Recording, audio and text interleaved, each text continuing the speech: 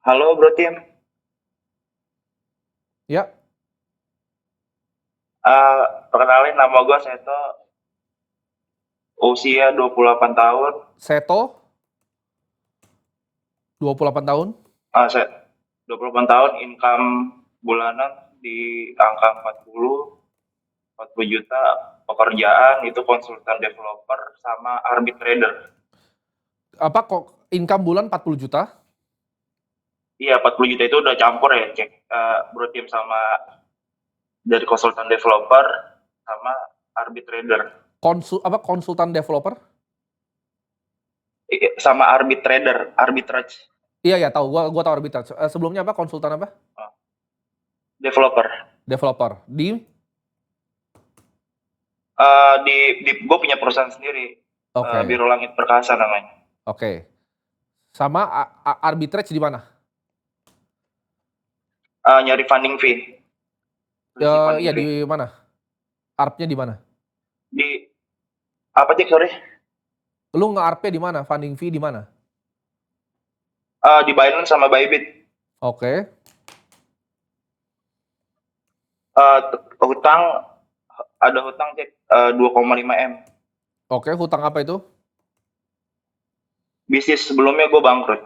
Oke, sama sekarang aset liquid berapa? Aset liquid ada 150 juta.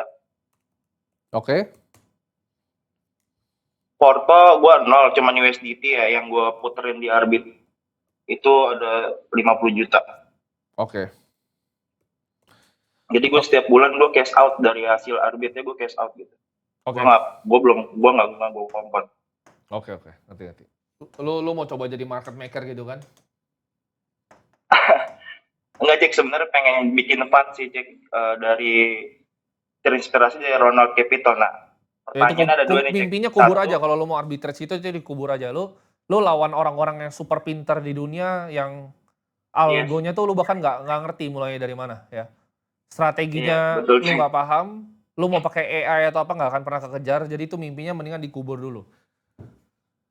Lu 28 tahun, punya income 40 juta developer. Fokus dulu nih developer. Karena lu punya beban kan? Lu punya beban Iya, 2,5 miliar nih hutang nih. Sebelum lu mikir jauh-jauh mau bikin fund mau apa nih lunasin dulu gitu. Lu kerja jadi developer, forget investasi, lunasin dulu hutangnya. Karena kan gue selalu ngajarin ke teman-teman di sini, viewer gue, yang paling penting tuh lu nggak ada hutang. Kenapa? Karena itu kan ngegerus lu punya earning power ya, savings rate tuh ntar hilang. Jadi yang paling penting yang pertama dilakukan adalah gimana caranya lu bisa ngelakuin debt pay down. Lu bisa ngelunasin hutang lu dari bisnis sebelumnya. Sebelum lu mikir opportunity ke depan, karena kalau lu punya hutang tuh lu nggak bisa mikir ke depan. Ya. Jadi jangan kayak kejauhan mikirnya. Contoh kayak arbitrage lu nggak mungkin bisa arbitrage di exchange yang besar gitu. Itu udah isinya orang Jane Street, Wintermute, lu nggak akan pernah bisa saingan. Lu mungkin kalau kemungkinan bisa arbitrage di kripto itu yang kecil gitu kan, lu dicari Perpdex di Solana yang volumenya masih belum terlalu besar. Lu even mau main kayak gitu nge-arb di Polymarket juga susah sekarang. Ya. Gue juga punya tim gitu loh, orang-orang yang coba lagi melakukan ini sulitnya setengah mati gitu. Karena kan ibarat kalau lu punya exchanger, di exchanger lokal aja lu nggak harus nge-arbitrage masing-masing kiri kanan kan. It's a very iya, complex business dan menurut gua lu harus tahu gitu kapasitas diri lu tuh bisanya di mana. Mungkin sekarang works, tapi mungkin juga uang lu tuh hilang semua. Karena 50 juta itu lu buat ngisi kayak tadi lu bilang funding fee atau lu mau jadi market maker ngisi liquidity itu kayak cuman apa ya? Itu kayak kasih satu tetes di lautan gitu.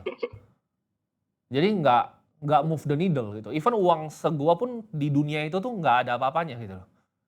Harta gua tuh kayak Wintermute cuma masukin satu order book gitu.